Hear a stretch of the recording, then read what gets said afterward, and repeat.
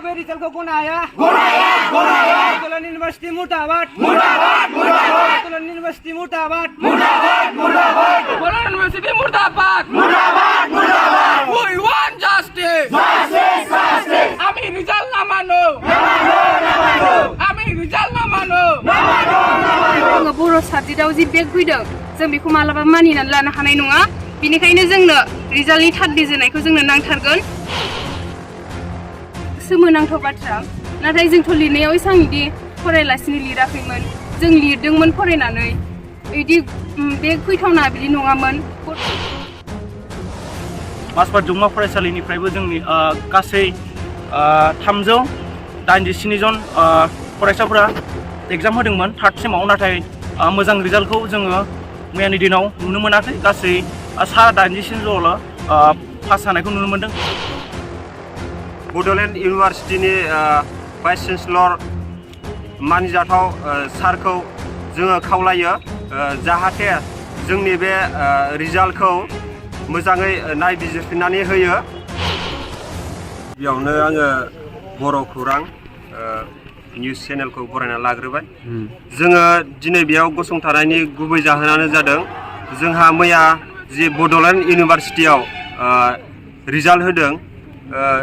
जोंहा बे रिजाल्टआव एसेबो गोजोननाय गैया बेखायनो जोङो दिनै बेयाव धरना होदों जोंहा मासबाद जौमा कलेजाव गोबां 387 फरायसाफोरा एग्जामखौ लिरदोंमोन बिनि गेजेराव जोंहा क्लियार होननानै बुङोबा 81 जनाल' क्लियार खालामनो हादों बेखायनो जोङो मासबाद जौमा कलेजनिफ्राय गोबां दुखु मोननाय फोरमायदों जोङो गोबां फरायसाफोरनाव सोंबाय बिथांमोना लिरदोंमोन बा गोबाङानो मोजांखौनो लिरदोंमोन नाथाय दिनै रिजाल्टआ मानो बिदि फैगो जोङो मिन्थिस'आ बेखायनो जोङो बड'लेण्ड इउनिभारसिटिनि भाइस चेन्सेलर मानिजाथाव सारखौ जोङो खावलायो जाहाथे जोंनि बे रिजाल्टखौ मोजाङै नायबिजिरफिननानै होयो उन्दैनिफ्रायनो गावनि बिमानि रावजों फरायबोनानै मेट्रिक आरो हाई सेकेन्डारिखौ जोङो लिरबोबाय दा जोङो बिए थार्ड सेमावहाय गावनि बिमानि रावजोंनो फरायनानै जे लिरनाय बे लिरनाय एग्जामा जे जोंना बोरै मेजर साबजेक्टआवसो जे बोरै एसां 0-0 फैजोबखो सोमोनांथाव बाथ्रा नाथाय जोंथ' लिरनायाव एसां इदि फरायलासिनो लिराखैमोन जों लिरदोंमोन फरायनानै इदि